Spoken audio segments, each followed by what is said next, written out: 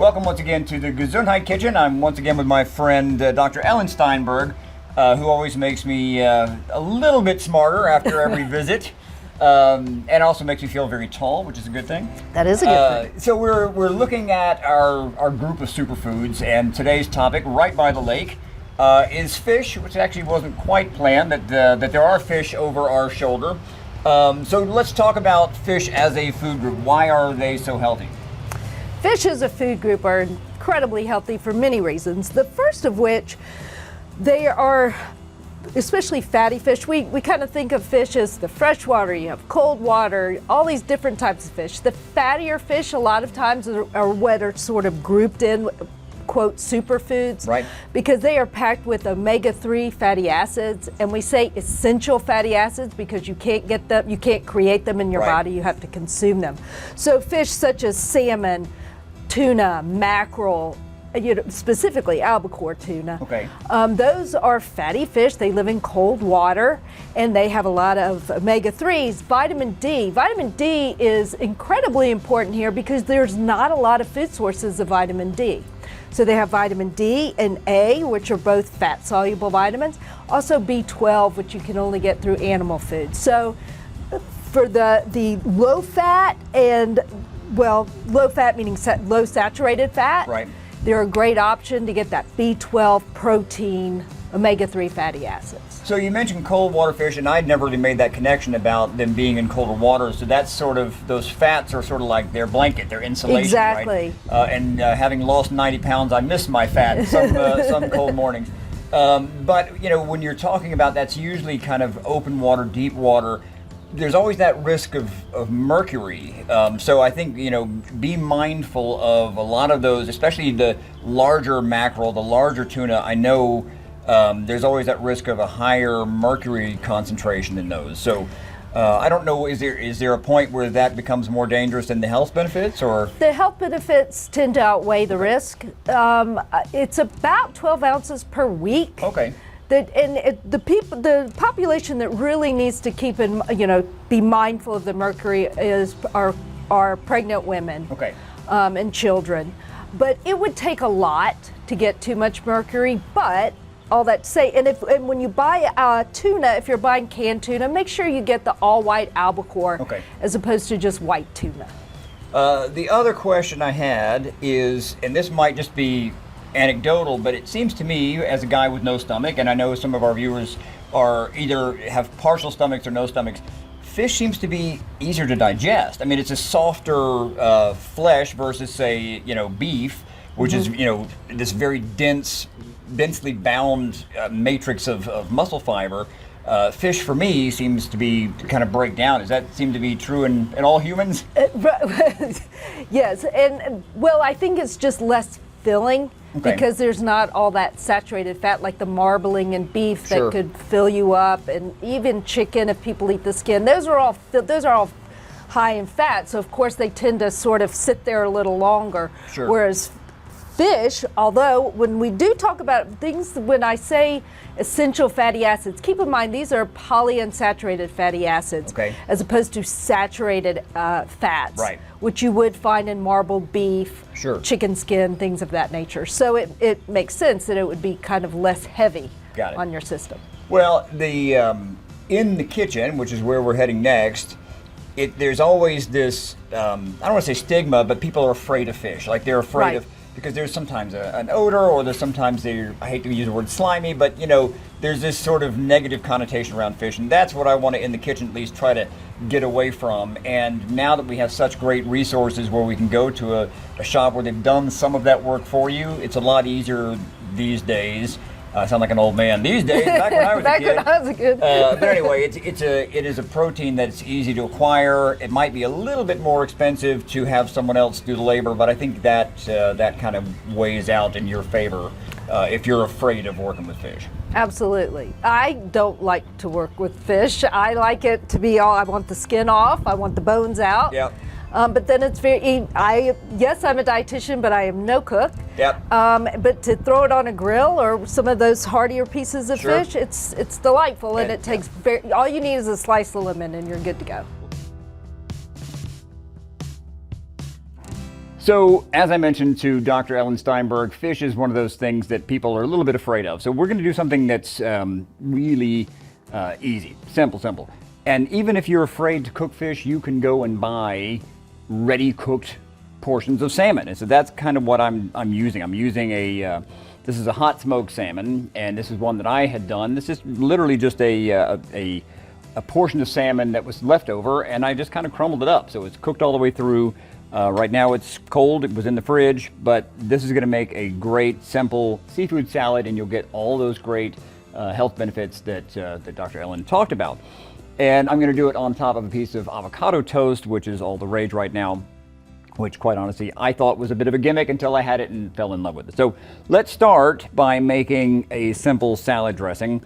And if you've seen any of my segments before, these videos, I'm a huge fan of using up whatever I have on hand. And so as I was leaving the house this morning, my wife said, "What are you doing with that empty jar of mustard?" It's not empty. It's the right amount of mustard for a quick vinaigrette. So I've got about maybe a teaspoon plus of good Dijon mustard here. And so I'm going to make the salad dressing in this container. That way I get all of the mustard out of here when I make the dressing. And to do that, I'm going to use a light vinegar. And this particular one happens to be sort of a Meyer lemon vinegar, and I like to use roughly equal parts of the oil and the vinegar. So I've got probably about, if I had to guess, about 1/4 of a cup of the vinegar in there, and I'll do the same of olive oil. And you know, when you're making these things, you don't have to leave the little pour spouts in there. I oftentimes take them off, but then if somebody doesn't know that, they will end up using too much olive oil. So if you were ever a guest in my kitchen, just be careful. Who knows what might happen. And then I'm going to put just a little bit of garlic in there, because why not? I always love adding garlic to anything. It's an antifungal, it's an antimicrobial. That's about a clove worth of minced garlic. We'll put that straight into there. And then a little bit of, this is a salt and pepper blend. Put a little of that. Then we will close this guy right back up. Close it tight. Give it a good shake.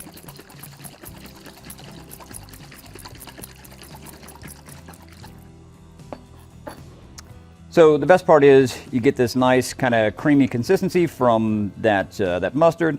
And then if for some reason I don't use all of this, it's already in its own mustard labeled container. So this will keep, because of the oil, because of the garlic, because of the vinegar, this will keep for a month if I needed it to in the fridge. So if I had more mustard, I could use, I could keep this almost indefinitely, but that's pretty much what I'm looking for. So I'll give that one more good shake. Now let's assemble our salad. So I have my my cooked salmon, and this is more than one portion, right? So I'm going to make a little bit. So this could be 2 meals, or if you have a guest. So this is probably a cup and a half of the cooked salmon. And then I've got some arugula. You could also use spinach, but I like the kind of peppery bite of arugula. It's got a nice little, great texture, great crunch, but also a little bit of a spiciness to it when it's eaten raw like that. If you cook arugula, it pretty much turns into a spinach alternative. It loses that peppery bite, but again, I love that. And then I love using, anytime I can get more protein. It already has great protein from the salmon, but this is kamut, and we always talk about fiber on the show. This is loads of fiber. It's basically a wheat berry, and this is cooked. I should mention that. You don't want to use it straight out of the package because it's rock hard until you cook it, and you cook it almost exactly like you would rice. So this is about a half a cup of kamut I'm going to add to this very simple salad, but it's got kind of a springy, chewy, dense consistency, and that will be combined with this mustard vinaigrette. So let me pour a little of that on here, and I can always add more to the top if that's not enough, but that's enough to get started. So just a simple toss. Now, just because I'm putting it on toast today, you don't have to. This would be a great standalone salad. Put this in a bowl. What a great, I mean, this takes 2 minutes to mix this together. And again, I'm using fish that I cooked, leftovers. But you could absolutely go and buy a fresh or frozen, a ready-made portion of any cooked seafood. There's so many great options now. It really is impressive. A long time ago, there, you know, especially depending on where you live, getting fresh seafood was not that abundant, wasn't that easy. But now, You can pretty much go anywhere, any good grocer, any good seafood monger, and get yourself some good seafood. So I'm gonna let this sit for just a second while we assemble our avocado toast. And the ingredients speak for themselves. It's avocado and toast. And we're just gonna go until we find the big pit in the middle here. Give it a twist. I'm gonna leave the pit in the side that I'm not using right now. That helps keep the avocado fresh for a bit. And then we will just take this out. So this is ultra simple. Literally, you're just gonna put it on here and just kind of using the back of a fork, just kind of mash this up. And the great thing about using the avocado like this is it adds a lot of moisture. So, you know, the salad has got all these different textures going on, but this almost kind of acts like mayonnaise would in a sandwich, and then it gives a nice layer of moisture. If you don't have an avocado, this would be totally fine on a piece of toast, or even if you had hummus in the fridge. A little spread of hummus on toast or on a sandwich is always a great way to add a little extra moisture. So I'm going to save this half of the avocado for another application. And then we will assemble this cold smoked salmon, arugula, and kamut salad right here on top of our avocado toast. And that has all of those health benefits going on. And you get extra fiber from the kamut as well as extra protein. And honestly, that would be a great breakfast, even if you put a little fried egg on there, although we're getting to the point where I couldn't eat much more than what's on the plate. Lastly, I'm going to put just a little twist of, this is a pepper blend that I do with some fennel seeds in there. I love fennel with seafood. So just a little cracked pepper and fennel goes on the top, and that is a good looking meal. So that is our superfood segment on fish, and want to thank Dr. Ellen Steinberg again for kind of leading us through the nutrition facts. I was raised on fish. I absolutely love it. It's probably my favorite. It is the most super of the superfoods for me. And I'll try to incorporate it more in future segments as we go forward, because it is something I get asked a lot about, to try to demystify how to work with that ingredient. There's so many options, and it really is, for me and for others that I've spoken to, a lot easier to digest than other proteins. Take care of yourself. Look forward to seeing you here once again on the Gesundheit Kitchen. Be well.